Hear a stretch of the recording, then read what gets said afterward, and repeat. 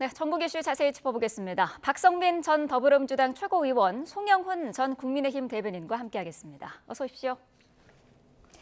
자, 이재명 대통령 취임하자마자 경제를 최우선적으로 챙기는 것 같습니다. 어제 비상경제점검 TF 2차 회의가 열렸는데 지난 1차 회의 이후에 닷새 만이었어요. 네, 그렇습니다. 실제로 이제 어제 고물가 대책과 관련해가지고 현황과 대책을 잘 챙겨서 다음 회의 전에라도 빠르게 보고를 해주길 바란다라는 말씀을 하셨거든요. 네. 그러니까 지금 보면 뭐 물가가 올랐다, 특히 뭐 계란값이 요즘 화제가 되고 있지 않습니까? 네. 그러니까 정말 서민들의 삶이 굉장히 고통스럽고 체감할 수 있는 정책을 통해서 이 민생을 변화시켜야 된다라는 대통령의 의지가 굉장히 강하다라고 볼 수가 있겠고요. 네. 고물가 대책 외에도 어떤 신속한 추경이라든지 어떤 국민들이 체감할 수 있는 정책들을 발굴해서 추진하자라는 어떤 효과적인 대책 마련 주문 이런 것들이 동시에 이루어졌기 때문에 추경이라든지 여러 사안들을 전부 다 챙기고 있는 상황으로 보이고 네. 사실 이 비상경제점검 TF 같은 경우에는 대통령의 첫 번째 업무 지시이기도 했습니다. 그러니까 그만큼 대통령께서 이 민생 경제를 회복시키겠다 그리고 시간이 얼마 없다라는 데에 대해서 굉장히 큰 책임감을 느끼고 있는 것으로 보인다 이렇게 봐주시면 되겠습니다. 네, 지난 회의에서 거론된 사항들의 개선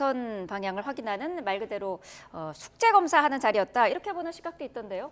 그렇습니다. 그리고 또 앞으로 회의할 때는 뭐 담당 차관이나 실국장, 필요하면 과장까지도 대동하라라고 하는 언급도 있었다고 하니까요. 네. 그만큼 뭐 이 대통령이 초반에 경제 문제를 디테일하게 챙기겠다는 의지는 높이 평가합니다. 다만 물가 관리를 지나치게 대통령이 디테일하게 접근하는 것이 득이 되는지는 잘 모르겠습니다. 네. 라면 한 개가 2,000원이라는데 진짜냐라고 했다고 하지 않습니까? 진짜가 아닙니다. 제가 여기 오는 길에 그 YTN 앞에 있는 편의점에 가서 또 확인해봤는데 네. 우리나라의 대표적인 봉지라면 950원에서 1,000원 정도 하더군요. 편의점에서는. 온라인 마트에서는 지금 개당 한 500원 안팎에 구매를 할 수 있는 것 같습니다. 사실은 정부가 인위적으로 그 물가 관리를 하면서 가격 찍어 누르기를 하면은 일시적으로는 성공할 수 있어도 반드시 부작용이 있습니다. 지금 언급되고 있는 라면을 비롯해서 뭐 과자값 이런 것들이 대통령 탄핵으로 거리된 기간 동안에 집중적으로 올랐습니다. 네. 왜냐하면 이 시기가 아니면은 앞으로는 다시 또 가격을 올리기 어렵겠다라고 하는 것이 선반영된 측면도 있거든요. 그리고 더 나아가서 지금 정책 모순이 없는지에 대해서도 이재명 대통령이 한번 집중적으로 점검을 해봐야 됩니다. 네. 추경을 또 한다는 얘기가 나오잖아요. 그런데 지난달에 13.8조 원의 추경을 했습니다. 또 20조 원대 추경 이야기가 나오는데 추경을 하지 말자는 얘기가 아닙니다. 경제가 어려우면 돈도 써야죠. 그런데 그것과 물가를 안정시키겠다는 목표가 동시에 달성되기가 상당히 어렵습니다. 네. 또 작년 세수 감소가 30.8조 원이라고 하는데 추경을 2번을 함으로써 30조 원 이상의 추경을 합해서 하게 되면은 결국에는 재정 안정은 어떻게 기할 것인가 이런 부분도 있기 때문에 종합적으로 경제 정책을 섬세하게 조정해 나가야 될 것이다라는 당부의 말씀을 드립니다. 네, 어쨌든 지금 민주당을 보니까 물가관리 TF도 구성을 하는 거더라고요. 네, 맞습니다. 이제 대통령의 의지가 있으신 만큼 네. 여당 입장에서도 국정 안정을 도모하고 함께 어떤 민생 경제 문제를 해결하기 위해서 힘을 모으겠다라는 의지를 밝힌 것이고요. 네. 가장 중요한 건 체감할 수 있는 대책을 마련하겠다라는 이 대목인 것 같습니다. 결국 당 정이 합심해서 합의를 해 나간다면 그리고 여러 가지 중요한 입법 과제라든지 아니면 신속하게 행정부 차원에서 할 수 있는 일들 그리고 국회 차원에서 또 도울 수 있는 일들 이런 것들을 함께 찾아보고 중지를 모으는 것이 사실 신속한 대책 마련에는 중요한 상황이잖아요. 네. 그런 의미에서 여당으로서 이 이재명 대통령과 함께 손발을 맞춰서 이 민생 경제 문제를 해결하겠다라는 의지를 표명한 것으로 봐주시면 될 것 같고 네. 사실 저는 이 추경과 관련해서도 이 국회와 이 정부 간에 합의할 일이 많지 않습니까? 특히 뭐 야당과도 얘기를 좀 해야 되는 부분도 있을 텐데 저는 사실 추경 같은 경우에는 저는 이제 정말 속도가 관건이다 이렇게 보입니다. 네. 왜냐하면 이미 지난 대선에서 김문수 전 후보 같은 경우에도 30조 원의 추경을 얘기한 바가 있어요. 그렇기 때문에 더 이상 뭐 국민의힘 측에서도 추경을 거부할 명분은 없을 것이다라고 보고 추경에 대해서도 지금 구체적인 윤곽은 아직 명확하게 드러나지는 않았습니다만 규모 같은 경우에는 뭐 20조에서 21조 원 정도가 필요하다라고 민주당에서는 얘기를 하고 있고 네. 이재명 대통령 같은 경우에도 어떤 소상공인과 취약계층을 중심으로 최우선에 두고 지원을 해야 된다라는 데 의중이 있으신 걸로 보이기 때문에 네. 저는 빠른 시간 안에 추경안이 마련이 될 것이다. 여기에 대해서 국회와 정부가 합심해서 서민들을 위해서 그리고 민생 경제를 해결하기 위해서 어떤 속도를 내는 모습을 보이는 것이 굉장히 중요하다 이렇게 보고 있습니다. 네, 이 대통령은 또 이르면 이번 주 중에 재계 총수들도 만날 예정인데요. 다음 주에 G7 정상회의에 참석이 예정돼 있는데 그 이전에 기업들의 그 이야기를 좀 듣겠다는 그런 의지인 것 같아요. 그렇습니다. 6대 경제단체장 또 5대 그룹 총수 아마 이런 인사들을 초청해서 경청하는 자리를 마련하지 않을까 싶어요. 네. 일정을 보면 일단 이번 주 토요일에 이 대통령은 장남의 결혼식이 있습니다. 그리고 그 뒤에는 또 캐나다 G7 정상회의를 위해서 바로 출국을 해야 되지 않겠습니까? 그러면 시점상 아마 이번 주 후반이 될 것 같아 보입니다. 네. 그러면은 현실적으로 지금 대통령에게 당면한 과제는 결국 관세 협의이기 때문에 이 부분에 관해서 재계 애로사항을 집중적으로 듣고 특히나 어떤 품목별로 어떤 접근이 필요한지에 대해서 좀 구체적으로 듣는 자리가 되었으면 합니다. 왜냐하면 이게 대선 과정에서 공약을 위해서 정책을 만드는 것과 실제로 현장의 목소리를 디테일하게 들어보면 상당히 차이가 있을 수 있습니다. 이런 네. 점에서 정말로 허심탄회한 소통의 자리가 되기를 바라는 마음입니다. 경제 얘기와 관련이 좀 있는지 모르겠습니다만은 지난 주말에 대통령 관저만천을 다녀온 전현희 최고위원이 대통령 시계 이야기를 했습니다. 관저를 나오면서 몇몇 의원이 이재명 시계가 없냐 이렇게 물어봤더니 이 대통령이 그런 게 뭐가 필요하냐라고 했다는 거예요. 통상적으로 보면은 이게 선물용으로 이 시계를 만들어 오지 않았습니까? 네, 그렇습니다. 뭐 역대 대통령 시계는 뭐 많은 분들이 아시겠지만 계속 제작이 되어 왔었던 거고요. 네. 사실 근데 대통령께서 어떤 생각으로 국정 운영을 하고 계신지를 잘 보여주는 일화다 이렇게 볼 수 있겠습니다. 뭐 지금 상황에서 시계가 언제 제작되느냐가 중요한 것은 사실 아닌 것 같아요. 인수위도 없이 출범한 정부고 계엄의 여파로 이렇게 나라 상황이 굉장히 어려운 시기이기 때문에 지금 상황에서 대통령 기념품의 현황이라던가 네. 아니면 제작 물량이라던가 이런 것들을 파악하거나 주문하거나 지시할 그런 상황은 아닌 걸로 보인다라는 생각이 들고 대통령께서도 이것이 뭐 큰 우선순위가 아니시기 때문에 여기에 대해서 뭐 그런 게 뭐가 필요하냐라는 취지의 말씀을 하신 것은 결국 이것보다 지금 중요한 것들이 너무나 많다라는 생각을 갖고 계신 게 아닌가라는 생각이 들고요. 네. 시계가 아니더라도 결국에 어떤 선물을 할 때에는 사실 시계 외에도 여러 가지 품목이 있습니다. 찻잔이 있을 수도 있고 컵이 있을 수도 있고 이뿐만 아니라 여러 가지 기념품들이 제작이 되곤 하는데 앞으로 이재명 정부에서 어떻게 효율적으로 예산을 쓸지 아니면 이 부분에 대해서 역대 정부와는 조금 다른 모습을 보여줄 수도 있지 않을까 이걸 좀 주목해보면 좋을 것 같습니다. 네. 시계 이야기는 제가 좀 한 말씀만 드리면요. 네. 일단 이재명 대통령께서 야당 대표 시절에는 말을 많이 바꾸셨습니다만 정말로 이 시계 안 만든다고 하면은 저는 그런 의지는 긍정적으로 평가해드리고 싶습니다. 다만 이게 원래 정권 초반에는요 아름다운 이야기들을 하기가 참 좋습니다. 그런데 결국에는 시간이 지나 보면 국민들께 중요한 것은 민생, 경제에 있어서 핵심적인 과제들을 어떻게 잘 수행했느냐 하는 것이거든요. 네. 문재인 정부가 출범했을 때도요. 그 정권이 출범하고 16일째 되는 날에 어떤 언론 보도가 있었냐면 총무비서관이 그 당시에 발표를 했습니다. 문재인 대통령이 본인의 가족들 식비는 국가 예산을 집행하지 말고 월급에서 공제하도록 해라. 라고 지시를 했다는 거예요. 네. 그 당시에 굉장히 아름다운 사례였습니다. 그런데 결국 우리 국민들께 중요하게 평가를 받았던 것은 문재인 정부의 실패한 27번의 부동산 정책이었거든요. 그러니까 정권에 대한 평가라는 건 그런 겁니다. 지금 그 정권이 출범한 지 일주일이 안 되는 시점에 시계를 만들지 않겠다. 좋은 의지입니다만은 결국에는 민생 경제의 핵심에 있어서 성공하는 것이 중요하다. 그 점을 늘 잊지 말아주시라라는 당부의 말씀을 드리겠습니다. 그 네. 부분은 전 잘하고 있다라고 생각하고요. 민생경제 TF 바로 1호 지시로 해서 계속 지금 점검하면서 하고 있고 지켜보시면 성과가 날 거다 이렇게 말씀드리고 싶습니다. 네. 자, 오늘은 이 대통령 두 번째 국무회의를 주재합니다. 이른바 3대 특검법안. 이거를 상정해서 의결할 걸로 보이는데 굉장히 좀 속도감 있게 추진하는 것 같아요. 그러니까 사실 지금도 좀 시기가 많이 늦어졌다라는 네. 생각이 있었죠. 왜냐하면 이 특검에 대해서 계속된 거부권의 행사도 있었고 사실은 좀 차질이 좀 있었다 이렇게 볼 수가 있을 것 같은데 이제는 더 이상 어떤 거부권을 남용하는 대통령이 없는 상황이기 때문에 네. 이제 속도감 있게 할 수 있겠다라는 생각이 들고요. 이제 10일 그러니까 뭐 오늘이라고 볼 수 있겠죠. 국무회의 의결을 거쳐서 특검법 공포를 할 예정이고 네. 이 뒤에 보면 이 절차가 우원식 국회의장께서 특검 공포 이후에 2일 내에 특검을 임명해달라라고 요청을 하게 되고요.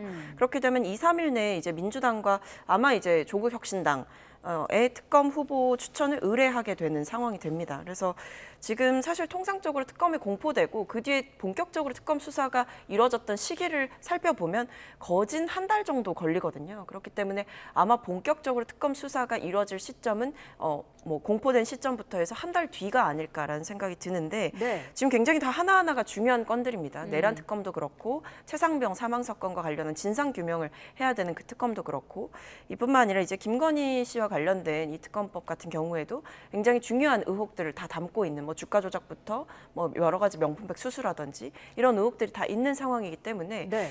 지금 이 특검법에 대해서 더 이상 뭔가 시간이 늦춰질 이유도 없는 상황이고 속도감 있게 추진하는 것이 중요하다. 그래서 아마 국회에서도 이 특검 후보자 뭐 추천 의뢰를 받게 되면 즉각적으로 추천을 하게 되지 않을까. 지금 계속 물색 중인 것으로 얘기가 전해지고 있습니다. 네. 그런데 이 특검 추천 권한이 국민의힘에는 없지 않습니까? 정치적인 중립 문제가 좀 얘기가 될 수 있을 것 같아요. 그렇죠. 본래 특별검사제도는 정치 권력으로부터 독립된 그리고 중립적인 수사가 가능하도록 하기 위해서 도입을 하는 겁니다. 네. 그런데 지금은 매우 특이하게도 그리고 우리 헌정사상 전례가 없게도 여당의 특검 추천권이 있습니다. 이런 경우는 여태까지 없었거든요. 과거에 이제 그 최순실 특검법 때 야당이 특검 추천권을 가졌고 그것을 헌법소원 심판을 통해서 헌재에 가져가서 판단을 받은 적이 있죠. 당시 합헌으로 나오긴 했습니다만은 그때는 판시 이유가 뭐였냐면은 여야 대표가 합의로 특검법을 발의를 했고 네. 또 특검 추천권을 배제된 정당의 국회의원들도 그 입법 논의 과정에 다 참여를 했고 투표도 했고 그렇게 해서 국회에서 압도적 다수의 찬성으로 가결됐기 때문에 특검 추천권을 갖지 않은 정당도 사실상 위임했다고 볼 수 있다라는 것이었습니다. 그런데 지금 국민의힘은 특검에 찬성하지 않았고 또 특검 추천권이 배제되어 있거든요. 물론 여당에서 아마 그렇게 말씀하실 겁니다. 수사 대상 중에 국민의힘 의원들이 있을 수도 있기 때문에 특검 추천권을 갖는 거 부당하지 않느냐. 그렇다면은 대통령이 속한 집권 여당도 특검 추천권을 가져서는 안 되죠, 사실. 왜냐하면 검사가 기본적으로 임명권이 대통령에게 있는데 그것으로서는 정확하고 공정한 수사를 담보할 수 없어서 특검을 한다는 것인데 또다시 여당이 특검 추천권을 갖는다. 대단히 모순입니다. 만약에 특검을 정하려고 했다면 적어도 정권이 바뀐 뒤에 대법원장 추천과 같은 제3자 추천으로 특검법을 고쳐서 발의를 했어야 됐을 것이다 라는 말씀을 드리겠습니다. 네, 세 개 특검이 동시에 가동되는 거는 전례가 없던 일이고요. 또 파견될 검사 규모만 최대 120명이더라고요. 다른 일반 사건 수사에 좀 영향을 미치지는 않을까 이런 우려도 있거든요. 뭐 그런 우려도 있지만 사실 이 사안 하나하나의 중대성이 있고 특검을 통해서 밝혀져야 될 진상 규명의 필요성들이 존재하기 때문에 어떻게 보면 특검의 중요성이 좀 더 대두되는 시점인 것 같습니다. 그리고 특검과 관련한 후보 추천권에 대해서 말씀을 해주셨는데 네. 사실 내란 특검 같은 경우에는 윤 전 대통령이 속한 적 없는 교섭단체 특검 추천권이 가는 거거든요. 근데 저는 당연한 거라고 봅니다. 왜냐하면 대통령과 관련된 사안에 대해서 진상을 밝히고 책임자를 처벌하기 위해서 이 특검을 추진을 하게 되는 건데 윤 전 대통령이 속했던 그 정당에서 어떤 추천권을 가져가게 된다는 것 자체가 사실은 중립성이라던가 공정성을 생각했을 때 특검의 취지를 크게 훼손시킬 수 있다라는 점을 고려해 볼 때 네. 앞서서 말씀해 주셨던 어떤 중립성과 공정성에 대한 우려를 불식시키기 위해서 저는 이런 조건들이 달렸다라는 생각이 들고요. 그리고 이 특검 같은 경우에는 사실 그동안 사실 한동훈 전 대표 때만 해도 이 최상병 특검 같은 경우에는 또 제3자 추천안을 하겠다라고 했다가 그게 흐지부지 되는 일이 있었거든요. 그러니까 그만큼 이게 내란 특검에 대해서도 초기부터 어떤 수사상의 혼선이라든지 여러 가지 수사권과 관련한 논란과 우려 혹은 이것이 재판에 갔을 때 여러 가지 뭐 우리가 상상했을 때 가장 최악의 시나리오가 나오는 것 아니냐 수사권에 대한 혼란 때문에 그래서 빨리 조속하게 특검을 출범시켜서 정리를 해야 된다. 이런 얘기들이 쭉 나왔었는데 결국에 보면은 뭐 거부권이라든지 여러 가지 뭐 반발에 막혀가지고 이게 시간이 지체된 면이 있었죠. 그래서 저는 지금이라도 이 특검 하나하나의 중대성을 고려해 볼 때 빠르게 추진하는 것이 맞다라고 생각합니다. 제가 네. 짧게 한 말씀만 드리면요. 아마도 우리 박성민 최고께서 제 말씀을 충분히 듣지 않으신 것 같은데 제가 국민의힘에 추천권을 달라고 말씀드린 게 아닙니다. 제3자가 추천하는 것이 적어도 타당하지 않느냐라는 말씀을 드린 것이고 윤 전 대통령이 속하지 않은 교섭단체라고 법문에 되어 있는 것 저도 알고 있습니다만 그 교섭단체는 결국 민주당 하나밖에 없지 않습니까? 세 개의 특검법이 전부 다 민주당과 조국혁신당만 추천권을 갖도록 되어 있다라는 점 말씀드립니다. 네. 자, 한편 어제 법원이 이 대통령의 공직선거법 파기환송심 재판을 연기했습니다. 헌법 84조에 따른 조치라고 이제 밝혔는데 아무래도 법조인이시기도 하니까요. 어제 어떻게 보셨습니까? 일단 대단히 유감스럽게 생각합니다. 네. 우리 법원이 스스로 사법부의 독립을 꺾은 조치다. 이렇게 평가하고요. 사실 네. 서울고등법원 형사 7부는 지난 5월 15일에 선거법 파기환송심 사건 공판기일을 지정해 두었다가 그것도 민주당으로부터 공개적인 압박이 있은 후에 공판기일을 6월 18일로 변경하지 않았습니까? 그때 한번 스스로 사법 독립을 꺾은 것입니다. 그런데 그것으로도 모자라서 헌법 84조에 대해서 대단히 동의하기 어려운 해석을 그것도 공판기일 변경 명령이라는 형식을 통해서 재판을 앞으로 이재명 대통령의 재임 기간 동안에는 하지 않겠다고 함으로써 이 조치로 인해서 법원의 독립은 대단히 많이 훼손될 수밖에 없고 앞으로 남은 사건들, 즉 이재명 대통령의 법인카드, 대북송금, 대장동, 백현동, 위례신도시, 성남FC, 위증조사 이런 사건들에까지 영향을 미칠 가능성이 대단히 우려가 되죠. 네, 그렇다면은 일단은 재임 중에는 재판이 열리지 않을 것 같은데 5건의 재판은 모두 그러면은 정지가 될 걸로 보시나요? 개별 재판부마다 판단이 다를 수 있기 때문에 네. 이 부분은 지켜봐야 됩니다. 특히나 이재명 대통령의 선거법 사건 같은 경우에는 같은 사건의 공동 피고인이 없습니다. 그런데 이제 대장동, 백현동, 위례신도시, 성남FC라든가 대북송금이라든가 이런 사건들은 공동 피고인이 있어요. 그러면은 네. 재판부가 다소간 고민이 있을 것으로 보입니다. 이재명 대통령에 대해서만 변론을 분리시켜서 공판 절차를 정지시키고 나머지 피고인들에 대해서는 계속 진행을 해서 판결을 선고하는 것이 과연 타당한가? 헌법 84조가 그런 경우를 예정하고 있는 것인가? 평등권 침해의 문제는 아닌가? 이런 것들에 대해서 좀 더 숙고가 이루어져야 될 것이다 라는 생각이 듭니다. 네, 민주당은 지금 현직 대통령의 재판을 정지하는 입법, 이 부분들은 계속 추진한다는 계획인 거죠? 네, 그렇습니다. 헌법 84조의 취지를 명확하게 하고 네. 그다음에 사실은 개별 재판부의 판단에만 맡겨서 어떤 앞으로의 일정들을 좌지우지되는 그런 상황 자체를 그렇게 달가워하지 않을 것 같고요. 대통령께서 지금 정부 취임 초기이기 때문에 굉장히 중요한 것은 국정 운영을 함에 있어서의 안정성입니다. 그리고 사실 헌법 84조의 취지를 보게 되면 결국에는 대통령이 내란죄와 외환죄를 범하지 않고는 재직 중에 형사상의 소출을 받지 아니한다라고 하는 건 어느 정도 대통령을 사법 절차로부터 분리시켜서 국정 안정성을 도모한다는데 저는 그 목적이 있다라고 보고 있습니다. 네. 그렇기 때문에 재판부의 이번 결정, 그러니까 서울고법의 결정은 저는 상식적이고 타당한 결정이다라는 생각이 들고 근데 이 외에 약간 남아있는 재판들에 대해서 개별 재판부의 판단을 지켜보면서 거기에 따라서 뭔가 결과가 바뀔 수도 있는 것이 아닌지 혹은 논란의 여지가 더 발생하는 것 아닌지 이런 모든 변수들이 생기는 것 자체가 사실은 국정에 굉장한 혼란을 줄 수가 있는 상황이고 네. 불필요한 정치 공세의 빌미가 될 수 있는 상황이기 때문에 헌법 84조의 취지를 명확하게 하는 것을 위한 형사소송법 개정안은 저는 필요하다라고 보고요. 네.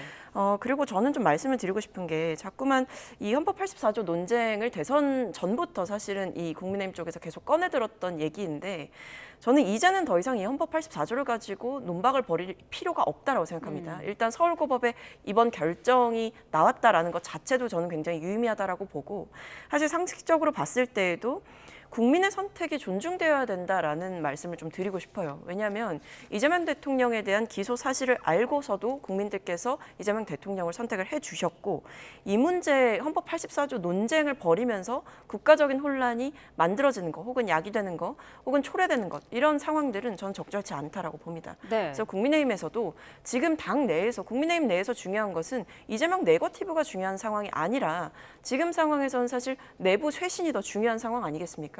그 부분에 좀 더 논의를 집중해 주시면 좋겠다라는 생각입니다. 제가 매우 동의하기 어려워서 반론을 하지 않을 수 없는데요. 일단 국민의 선택이라고 하셨는데 그 민의는 이재명 대통령의 재판이 중단되어도 된다는 것이 아닙니다. 지상파 3사가 대선 당일에 심층 출구조사를 했습니다. 20명에 1명씩 투표하고 나오는 유권자들을 선별해서 출구조사를 했는데요. 네. 그 내용을 보면은 전체 응답자 중에 재판을 계속해야 한다는 사람이 63.9%, 중단해야 된다는 사람은 25.8%밖에 안 됩니다. 심지어 민주당 지지자 중에서도 계속해야 된다는 의견이 42.7%, 재판 중단해야 된다는 의견이 44.4%로 대단히 팽팽했습니다. 그래서 지금 하신 말씀은 상당히 민의를 왜곡한 것이다라는 생각이 들고요. 그다음에 헌법 84조는 제가 누차 말씀드립니다마는 1995년에 우리 헌법재판소가 간접적으로 그 의미를 밝힌 적이 있습니다. 헌법상 대통령의 불소추 특권에 대해서 전 세계 국가들이 어떻게 규정하고 있는지 3가지 유형을 정리한 다음에 헌법재판소가 그 의미를 정리하면서 이렇게 얘기합니다. 대통령의 직무집행과 관련하여 라고 하는 문구를 명확하게 써요. 그런데 이재명 대통령의 모든 재판은 대통령의 임기가 개시되기 전에 본인의 대통령 직무집행과는 아무 상관없이 개인적인 영역에서 발생한 재판들 아니겠습니까? 그러면은 그 형사 피고인의 지위에서 받고 있던 재판들을 모두 정지시켜라. 이런 취지의 규정이 전혀 아닌 것이죠. 근데 저는 현실적으로 그럼 이재명 대통령께서 직무를 수행하면서 계속 재판을 받으러 다니고 법원에 시간을 쓰고 하는 게 맞다라고 보시는 건지 전 좀 의문이고요. 지금 이재명 정부가 들어선 시점이 굉장히 위중한 시점이고 나라 안팎에 위기가 있는 시점 아닙니까? 그렇다고 한다면 어쨌든 헌법 84조와 관련해서 이번에 서울고등법원이 유의미한 결정을 내린 거잖아요. 그러니까 이게 뭐 각 정당에서 압박해서 뭐 법원이 내린 결정이 아니라 법원 자체에서 독자적으로 재판부가 판단해서 내린 결정 아닙니까? 결국 그렇다는 것은 헌법 84조에 대한 1차적인 해석을 재판부가 했다라는 것이고 그 취지가 제가 말씀드린 것처럼 대통령의 어떤 직무 수행에 있어서 안정성을 도모하는 방향으로 이 헌법 84조의 취지를 살려서 해석을 했다. 이렇게 볼 수 있는 대목이고 물론 말씀해 주신 대로 뭐 개별 재판부가 다른 판단을 할 수도 있겠습니다만 네. 통상적으로 생각해 봤을 때 이런 재판부 별로 저는 이 판단이 달라지지는 않을 것 같다라는 생각이 들거든요. 네. 결국에는 국정 안정을 위해서 이 헌법 84조의 취지를 왜곡하지 않는 것이 맞다라고 생각합니다. 네. 제가 한 가지만 더 짧게 말씀드리는데 부탁드립니다. 해석이라고 하는 것은요. 해석 그 이유가 공개되어야 됩니다. 어제 서울고등법원 형사 7부의 조치는 공판기일 변경 명령이라는 형식으로 거기에 아무런 이유가 적혀 있지 않아요. 그리고 공보관을 통해서 헌법 84조에 따른 조치라는 두 줄짜리 공지가 나갔을 뿐입니다. 우리 국민들은 도대체 서울고등법원 형사 7부가 헌법 84조를 어떻게 해석해서 어떤 이유로 그런 결론에 이르렀는지를 전혀 알지 못해요. 설명자를 한 장 없습니다. 그런 점에서 저는 이것을 해석이라고 말씀하시는 부분에도 대단히 동의하기가 어렵다라는 말씀을 드립니다. 네, 자, 이 논의는 여기까지 듣도록 하겠고요. 각 당의 상황도 짧게 좀 짚어보겠습니다. 먼저 민주당은 오늘 원내대표 후보 토론회가 열리는데 이른바 명심을 따를 적임자 경쟁이라는 해석이 나오고 있어요. 두 후보가 SNS에 이재명 대통령과 각각 단둘이 찍은 사진들도 올렸더라고요. 네, 뭐 사실은 이제 새 정부가 들어서고 나서 첫 번째 이제 원내 사령탑을 뽑는 선거이기 때문에 네. 여당의 원내대표로서 정부와 합을 잘 맞추겠다라는 그 부분을 굉장히 강조할 수밖에 없는 선거입니다. 그래서 저는 뭐 당연한 수순대로 이제 선거운동을 다들 하고 계시다라는 생각이 들고요. 네.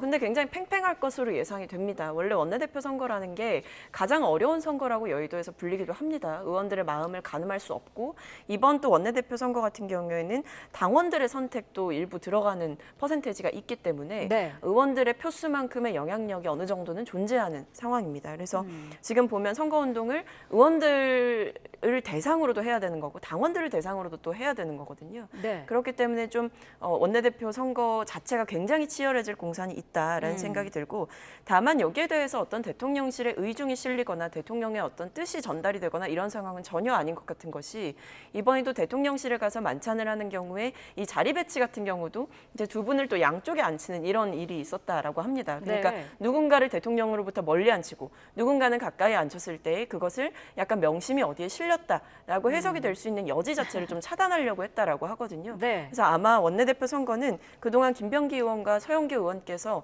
뭐 지도부를 하시면서 혹은 당 안에서 당직을 맡으면서 보여주셨던 이런 모습들을 기반으로 의원들께서 좀 현명하게 선택을 하시지 않을까. 그리고 당원들 역시도 각 의원들이 보여줬던 여러 가지 의정활동의 모습들 그리고 정치인으로서의 모습들을 종합적으로 평가해서 뽑게 되지 않을까라고 생각합니다. 네. 국민의힘은 차기 지도부 체제 등과 관련해서 어제 5시간 넘게 의총에서 회의를 했는데 결론을 내리지 못했습니다. 애초에는 오늘 의총을 계속 이어가기로 했었는데 그게 지금 취소까지 된 상태고 분위기가 어떻습니까?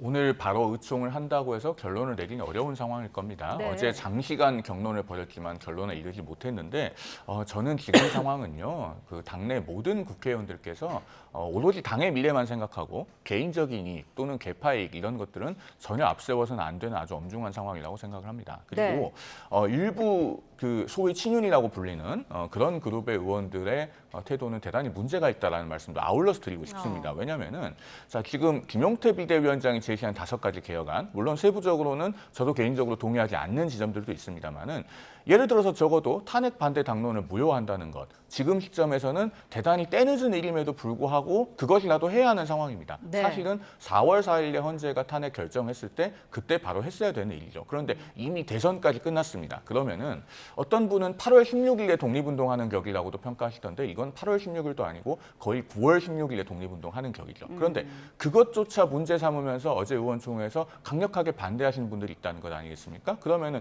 국민들께서 보시기에는 지금 국민의힘이 쇄신을 해야 되는데 쇄신이 아니라 때를 미는 쇄신조차 안 하려고 하는 것이다. 이렇게 보일 가능성이 대단히 높습니다. 그렇기 때문에 지금 그런 태도를 고수할 것이 아니라 어떻게 하면 당이 변화와 개혁할 수 있도록 물꼬를 터주고 그 길에 동참할 것인가. 여기에 다 같이 마음을 모아야 될 때다라는 네. 말씀을 드리지 않을 수 없습니다. 김문수 전 후보가 이 당권에 도전할 것이다 아닐 것이다 이야기가 계속 나오는데 당에서는 어떻게 보고 있나요? 과거에는 우리 정치의 문법상 대선에서 낙선한 후보는 한동안 휴지기를 갖거나 또 외국에 나갔다 오거나 이랬는데 2017년 대선이 끝나고 홍준표 전 후보가 자유한국당 대표로 안철수 전 후보가 국민의당 대표로 약 2달 내지 석 달 만에 바로 복귀하면서 그런 공식들이 많이 깨졌죠. 그런데 김문수 후보는 그보다도 더 적극적으로 지금 공개 행보를 이어가고 있습니다. 매일매일 기사가 생산되고 있고 현충원에 공개적으로 참배를 하고 또 지난 토요일에는 그 매주 토요일마다 서초역 7번 출구에서 이른바 윤어게인이라고 하는 그 윤석열 전 대통령 지지하시는 분들의 집회가 있는데 네. 본인은 그 집회에 참가한 것이 아니라고 하지만은 서초역 7번 출구 일대를 지나가면서 그 현장 일대에 나타났어요. 그렇게 함으로써 사실은 어떻게 보면 우려스러운 지점마저도 있습니다. 즉 김문수 전 후보가 본격적으로 당권에 도전해서 만약에 국민의힘의 당대표가 된다고 했을 때 네. 그러면 자유통일당이나 혹은 뭐 부정선거를 주장하시는 분들이나 그런 극단적인 세력이 당내에 대거 들어와서 당이 점점 더 극단화되지 않을 것인가 이런 것에 대한 염려도 동시에 나오고 있는 실정이기 때문에 네. 김문수 전 후보 측에서 그런 부분을 적극적으로 불식할 수 있을 만한 당원과 국민들께서 신뢰할 수 있을 만한 언행들을 보여주셔야 되지 않을까 하는 생각이 듭니다. 네. 자, 오늘 두 분 말씀 여기까지 듣도록 하겠습니다. 박성민 전 더불어민주당 최고위원, 송영훈 전 국민의힘 대변인과 함께했습니다. 고맙습니다.